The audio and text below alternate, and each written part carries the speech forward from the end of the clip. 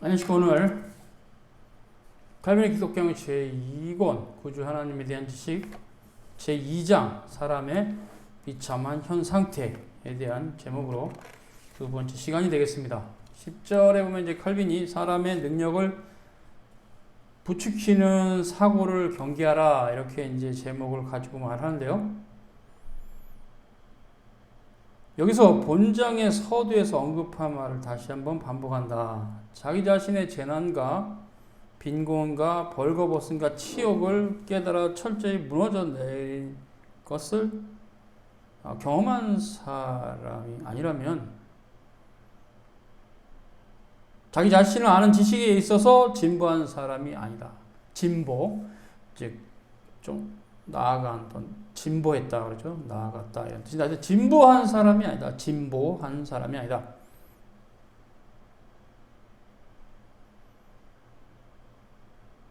이 때문에 그런 경험이 없는 사람은 자기 자신을 과대 포장하고 헛된 자신감을 가지고 하나님의 존귀를 탈취한다.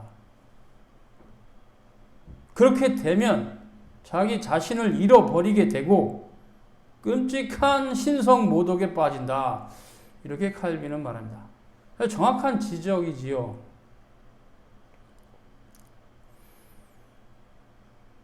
주로 인간이 오만한 마음을 갖게 되는 근원적인 이유는 자기의 존재 위치, 즉 실체를 파악하지 못한 게 가장 근원적인 이유죠.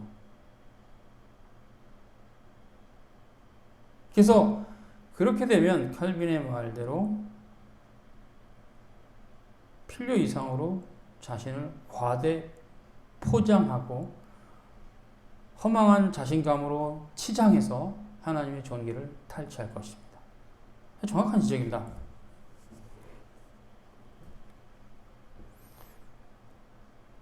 그래서 칼빈은 우리 첫 조상도 마귀가 선악을 알게 하는 나무를 먹으면 하나님같이 된다는 부추김의 그 꼬임의 사기꾼의 말에 넘어갔다. 그래서 사람을 부추겨 세우는 것이 마귀의 말이라면 우리는 그 말에 귀를 기울일 필요가 없다. 이렇게 말합니다.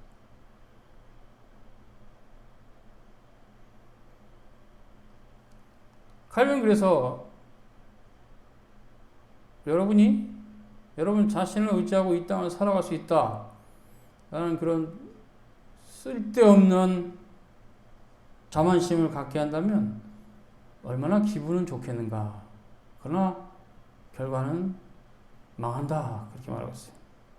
헛된 신념과 속이는 것이다. 이렇게 말합니다. 그래서 그런 것에서 우리가 흔히들 쓰는 말로 뻔뿌지를 당하면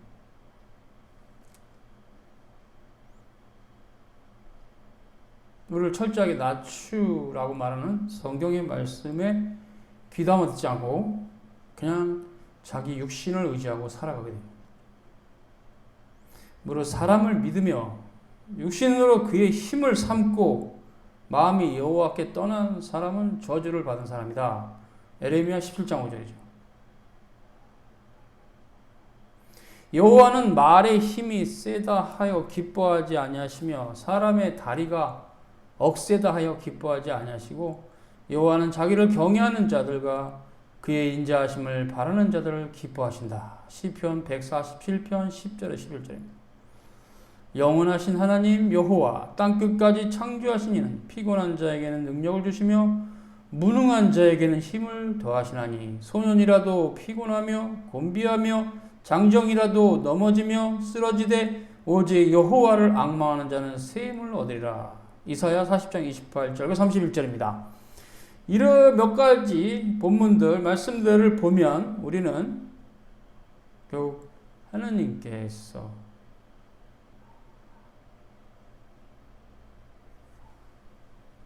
피곤한 자나 무능한 자에게는 힘을 주시지만 오만한 자와 자신을 과대 포장한 자기는 힘을 주시지 않는다.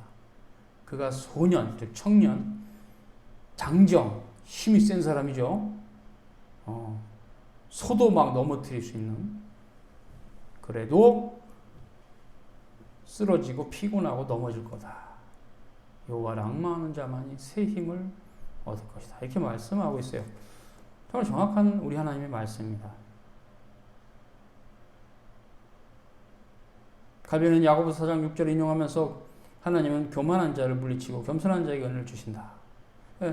겸손하지 않으면 은혜를 받을 수가 없죠. 하나님만을 의지하고 그에게 은혜를 구하게 하고자 하신다. 이렇게 말합니다.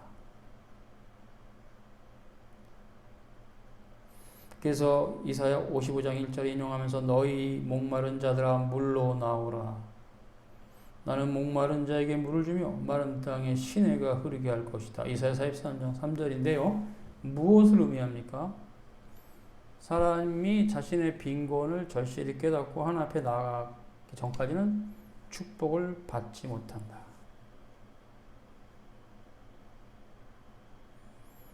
그래서 11절에 칼빈은 참된 겸손이란 하나님만을 높이는 것이다. 이렇게 말합니다.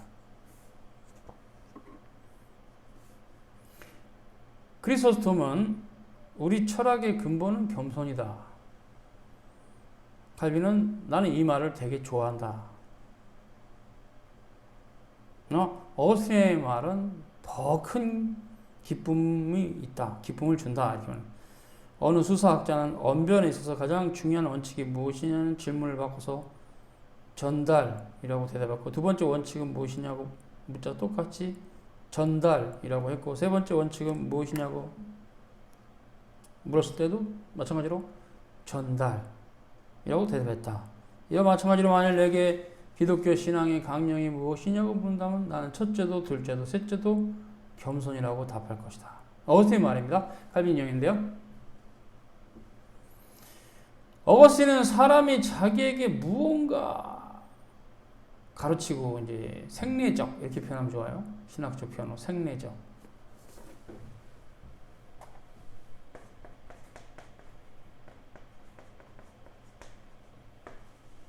신학적 표현의 생례적이라는 말이 되게 중요한데, 왜냐하면 이것은 인간의 전적인 타락과 관련해서 의미가 있습니다. 생례적. 그럼 생례적, 그러니까 인간이 생리적으로 뭔가 조금이나마 의롭다 이러면 이제 전적 타락 교리가 아닌 거예요. 그래서 칼빈이 이 말한 겁니다.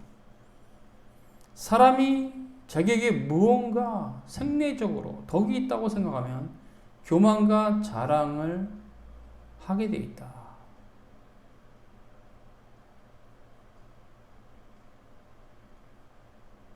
사람이 완전히 하나님 앞에 내가 피할 곳이 없다고 진정 느낄 때 겸손해진다. 그러니까 칼빈이 말하는 겸손은 사람 간의 뭐 태도에 있어서 겸손한 척하는 게 아니라 하나님 보시기에 겸손한 거기 때문에, 하나님은 그 마음을 보시기 때문에 인간 서로의 마음을 못 볼 수 있잖아요. 뭐 표현하지 않는 한은 하나님은 마음을 보시니까 그 관점에서 이해를 할 수 있습니다. 그걸 말하는 거죠. 하나님 앞에서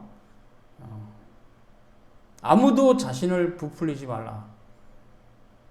뭐 가로치고 허세 부리지 말라. 이렇게. 인간의 축복은 오직 하나님께로부터 온 것이다. 그래서 인간이 전적으로 타락했어도 축복을 받아요. 그것을 일반은총이라 합니다. 물론 또 일반은총은 각 사람마다 모양도 정도도 다 달라요. 그렇죠? 어떤 사람은 뭐 쉽게 표현해 세모 모양이고, 어떤 사람은 네모, 어떤 사람은 뭐 오각형, 육각형, 칠각형, 팔각형, 구각형, 십각형 뭐 다양하게 있어요. 그런데 그것은 다 모양이죠. 별표 모양, 뭐 아니면 뭐 긴 직사각형 모양 다양하게 있어요. 그러니까 뭐 그런 것들은 어디까지 모양인데 그 모양은 다양해요. 모양은 뭐냐? 분야죠. 어떤 사람은 뭐 예술, 어떤 사람은 체육, 어떤 사람은 미술, 어떤 사람은 음악, 어떤 사람은 또 다른 어떤 분야가 되든 뭐 정치 분야가 됐든 경제 쪽이 됐든 수학 쪽이 됐든 뭐 아니면 다른 쪽 어떤 쪽이 됐든 뭐 문학도 좋고 뭐 다른 어떤 형태의 분야가 되든 각 사람은 달라요. 기술이 됐든 기술도 마찬가지. 어떤 분야가 됐든 각 사람은 달라요. A라는 사람은 뭐 체육을 잘하면 B라는 사람은 음악을 잘하죠. 두 개 다 잘하는 사람이 있겠지만 모두를 다 잘하는 사람은 극히 드물게 있지만 없죠, 거의. 그래서 그게 이제 모양이에요. 근데 또 정도도 다른데 그래서 이제 우리가 음악을 아주 잘하는 사람과 대충 하는 사람과 아주 못하는 사람이 있는 것처럼 정도도 달라요. 그러나 그 모든 것은 다양한 형태와 다양한 모양과 다양한 정도 이렇게 이 어떤 그 스킬 하는 능력에 있어서 차이가 있다는 얘기죠. 그래서 올림픽에서 육상하면 1등이 있고 2등이 있고 3등이 있는 거 아닙니까? 그게 정도의 차이잖아요.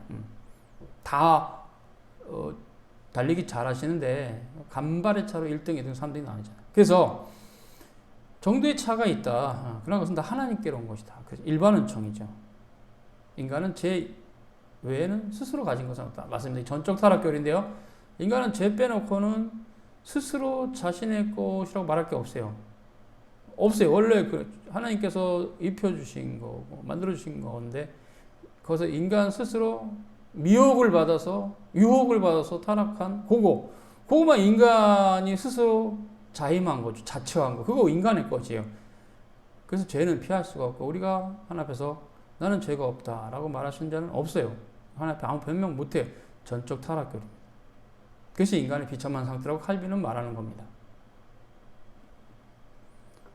그래서 뭐하려고 인간 본성의 능력에 대해서 지나치게 큰 기대를 갖는가? 상했고 부서졌고 혼란스럽고 잃어버린 것이다. 그렇죠? 아무리 탁월한 물건도 가끔 한 번씩 큰 사고를 쳐요. 우리가 비행기가 굉장히 아주 유용한 대륙과 대륙을 오가는 유일한 어떤 교통수단인데 한 번씩은 엄청 큰 사고를 치지요. 무엇을 말하냐? 뭐 자동차도 그렇고 차 사고 많이 나잖아요. 그런 건 뭘 말하냐? 인간이 아무리 탁월해서 무엇을 만들어놔도 완전하지는 않고 거긴 상해 있고 부서져 있고 혼란스럽고 잃어버린 것이 있어서 결국 그것을 기대하면 기대된다 이렇게 거기에 기대하면 안 돼요.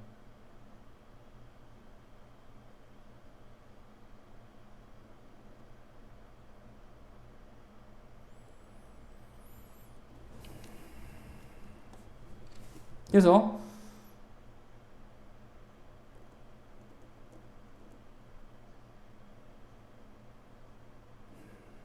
칼빈은 이제 초자연적 은사들과 자연적 은사들의 현 상태에 대해서 얘기하면서 이렇게 말합니다. 자연적 은사들은 죄로 말미암아 사람에게서 부패하였으나 초자연적 은사들은 사람에게서 빼앗긴 바 되었다. 그렇죠. 자연적 은사들은 죄로 부패했어요. 그러니까 부패라는 것은 음식이 있으면 완전히 다 먹을 수 없는 건 아닌데 이렇게 걸러내지 않으면 썩어서 먹기 힘든. 하여튼 부패했어요. 하여튼 자연적 은사는 죄로 말미암아 사람 안에서 부패했다. 완전하지 못한 얘기죠. 초자연적 은사는 잃어버렸다. 빼앗긴 바 되었다. 그것이 뭐냐? 하나님으로부터 혹은 하나님 나라로부터 완전하게 분리되어서 영혼의 복된 생명의 상태에 이르지 못하게 된 것을 말합니다. 그래서 우리 인간의 이성이 선과 악을 분간하고 이해하고 판단하는 역할을 하지만 그것이 많이 황폐해져 있다. 그래서 요한복음 1장 5절 빛이 어둠에 빛이 되어 어둠이 깨닫지 못하더라. 즉 특별 계시죠. 예수 그리스도죠. 구원이죠. 하나님 나라 가는 거. 이런 거는 아무리 인간의 지성이 탁월해도 알 수 없어요. 이런 특별 은총은.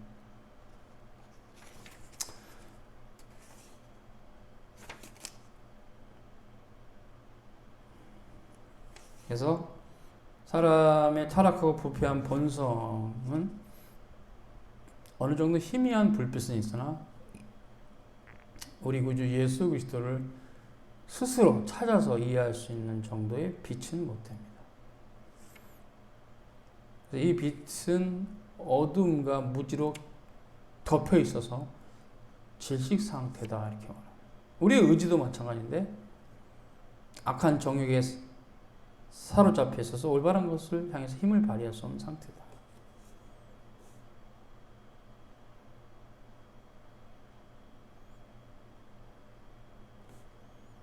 그래서 지성이 유익하고 진리를 찾고자 일종의 열정도 인간의 본성 안에 좀 남아 있어도 한계가 있다는 얘기를 합니다. 그래서 이제 13절에서 지성은, 그러니까 인간의 지성은, 전적으로 타락한 이후에 인간의 지성은 이 땅의 것들을 이해하는 수준에 멈춘다, 이렇게 말합니다. 지성의 노력이 전혀 효과가 없을 정도로 무가치하지는 않은데, 특히 이 땅의 것들을 추구함에 있어서는 더욱 그렇다.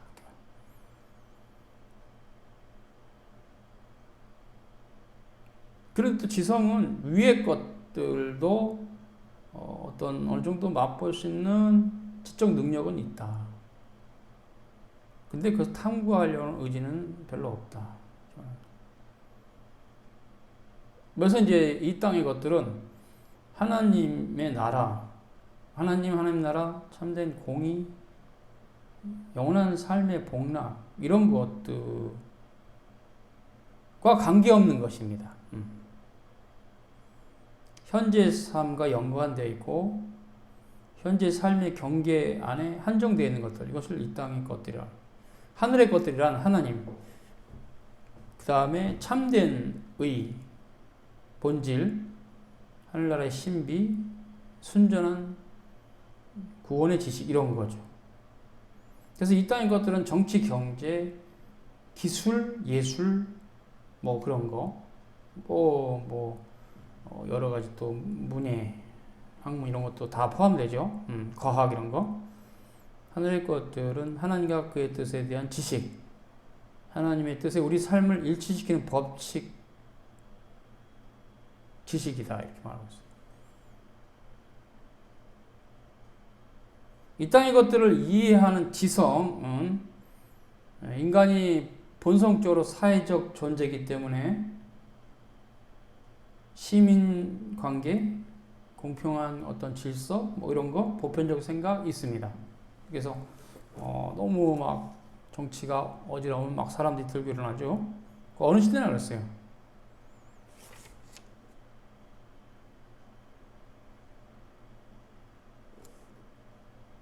이제 이런 것들이 이제 세속 법이 있어서 그런 법으로 세상 나라가 지켜져 가고 또 욕심을 부린 자들을 제어하고 그런데 이제 그 욕심을 추구하는 자들은 억지를 부리고 법을 미워하고, 자연법이건 영원한 도덕법이건 법을 미워하는 사람은 소망이 없는 사람입니다. 아무도 그 사람은 제어할 수 없어요. 그냥 이성 없는 짐승이에요. 법을 미워하면 어떻게 해요? 그것도 자연법을 하나님 주신 건데, 전적으로 타락한 이후에 인간이 완전히 타락하지 않게 보호하시고자 허락하신 은총인데, 일반 은총이에요, 자연법은. 그래서 어떤 자연법에 저촉되면 감옥에 가는 거, 예를 들면 형사법 같은 건 명확하잖아요. 알잖아요, 형사법이 뭔지는. 십계명의 두 번째 돌판에 있죠. 어느 정도 살인하지 말라, 뭐 간음하지 말라, 도적질하지 말라, 거짓 증거하지 말라, 너의 이웃의 것을 탐내지 말라, 이런 십계명의 두 번째 돌판에도 있는데, 자연법에서는 이제 그것이 국가법이 되면서 공권력이 발휘돼서 사람의 인신을 구속하죠. 이제 그 영원한 도덕법이 교회 안에서는 그런 형태는 되지 못해요. 그냥 제대로 할 수 있는 것은 그 법을 어겼을 때 제대로 그 법의 어떤 그 적용하는 것은 이제 출교죠. 기독교에서는, 교회는 출교가 가장 최고로 그 법이 적용된 형태죠. 그리고요, 학예, 공예 이런 것도 자연적인 은사로서 인간에게 있다. 그래서 인간에게 이런 것을 배우는 능력이 있다. 물론 모든 사람이 잘하는 건 아니다. 또 정도의 차이가 있다는 거죠. 또 각 분야도 다르고, 이걸 잘하는 사람 이걸 못하고, 이걸 잘하는 사람 저걸 못하고, 이렇게 여러 가지가 있는데 하여튼 있다. 그래서 이런 것들은 소수의 사람들에게만 좀 더 집중되어 있기 때문에 인류의 공통적인 것이라고 볼 수는 없으나, 그럼에도 불구하고 그런 능력이 있는 자들이 경건한 신자건 불균가는 이방인이건 다 있기 때문에 차별 없이 자연적인 은사다. 하나님께 주신 이렇게 말합니다. 어쨌든 인간에게 있으니까 모두에게 동일한 정도로 뭐 주어지지 않고 특수한 사람에게 아주 좀 극단의 형태로 있어요. 운동을 엄청 잘하시는 분, 음악을 엄청 잘하시는 분, 전체 인구의 극히 소수예요. 근데 있어요, 그래도. 그래서 그런데 신자나 불신자나 똑같이 있다. 그건 그런 분 차별이 없다. 신자에게만 있는 게 아니다. 그래서 자연적인 은사다. 이렇게 말합니다. 그러는 15절에서 타락한 이외에도 인간 본성에 남아있는 탁월한 은사들은 있다. 이렇게 말합니다. 그래서 고대 입법자들이 진리의 빛을 따라서 공정하게 시민의 질서와 규율을 수립해 놓았다는 것도 타락한 이유도 인간 본성 안에는 이런 것이 있기 때문에 그렇다. 그리고 뭐 수사학, 고대 사회는 더 그것이 많이 알려졌죠. 수사학, 의학, 수학 이런 것들도 필요 없는 것이냐? 아니다. 이런 주제들에 대한 옛사람들의 저작들을 읽을 때 나는 경탄하고 있다. 이렇게 칼빈은 말해요. 상당히 칼빈은 인문주의자죠. 학자고. 얼마나 고귀한지 모르겠다. 인정합니다. 하나님께로 온 거다. 그렇죠. 하나님께로 온 것입니다. 모든 선한 것은 하나님께로 온 것이에요. 그것이 세상의 것이라 해도 창조주가 하나님이시니까 창조하신 그가 섭리하시니까 다 하나님께로 온 거예요. 선한 것은. 히브리 토브.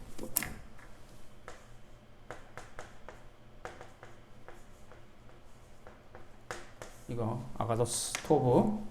그리고 이제 하여튼 뭐 보눔인데요. 보눔 선이라는 라틴어로. 자, 그런데 이제 16절에 칼빈이 이렇게 말한다. 인간의 재능은 성령의 은사다. 이거를 이제 이해를 못하는 사람 생뚱맞게 들리죠. 뭐예요 이게? 근데 아니에요. 성삼일체 하나님이 세상을 창조하셨고 다스리기 때문에 인간의 재능, 즉 이 땅을 살아가면서 뭐 기술이 좋거나 뭐 어떤 학문적인 재능이거나 음악, 미술, 뭐 시적인 감각 다 성령의 은사입니다. 하나님께서 주신 거예요. 물론 각 사람에 따라 정도가 차이가 있고 분야가 차이가 있으나 하나님 주셨어요. 그래서 여기서 칼빈은 성령의 은사다. 그렇습니다. 그래서 어떤 일반 은총에서의 탁월한 재능도 성령의 은사입니다. 물론 그것은 일반 은총이죠. 그거는 구원과 관계입니다. 그래서 인간 세상에 탁월한 모든 것들은 하나님의 영을 통해서 우리에게 전달된 거다. 그래서 일반 섭리라 합니다. 이것을.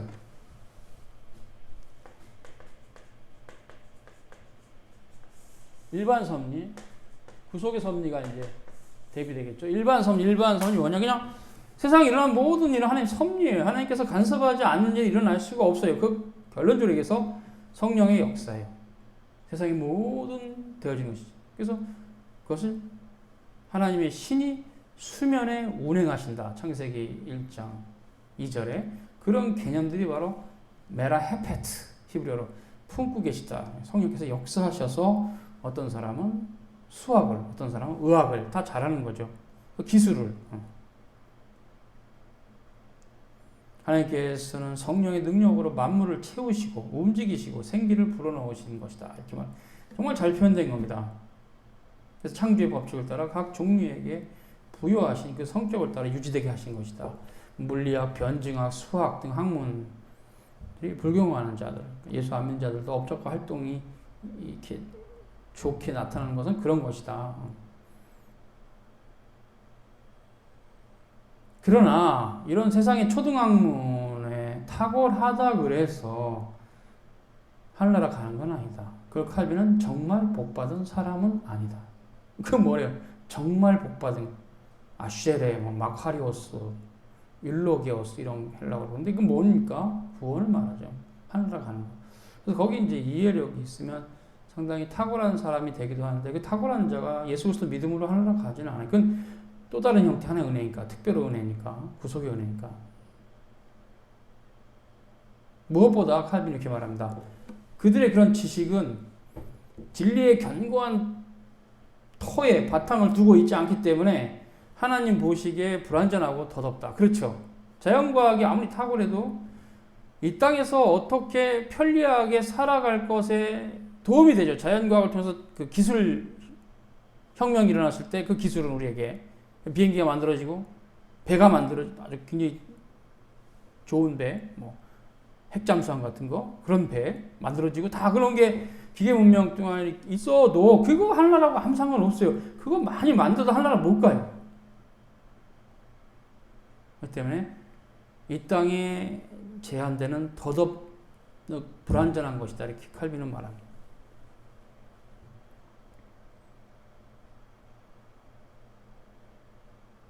그래서 어거스틴의 말을 인용하면서 전적으로 타락한 이후의 인간은 하나님께서 값없이 주신 은사들이 많이 사라졌고 남아있는 자연적 은사도 부패한 상태에 있다.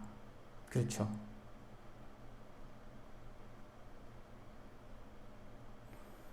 모든 은사들은 하나님께로부터 온 것이기 때문에 그 자체로서는 더러워질 수 없으나 부패한 사람에게는 그 은사들이 더 이상 순결하게 못해서 그 은사들을 통해서 전혀 찬양을 받을 수 없게 되었다.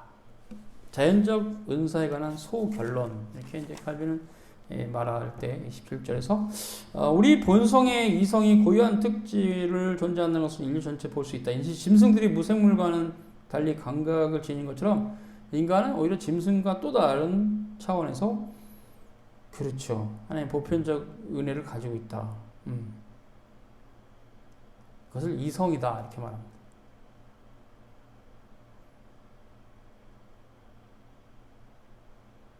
그렇죠. 그래서 그 정도의 차이가 있죠. 바보스러운 사람이 있고 좀 지혜로운 사람이 있는데 그건 정도의 차이죠. 인간이죠. 이성이 있죠. 그래도 그런 걸 말하고 있어요. 칼빈은.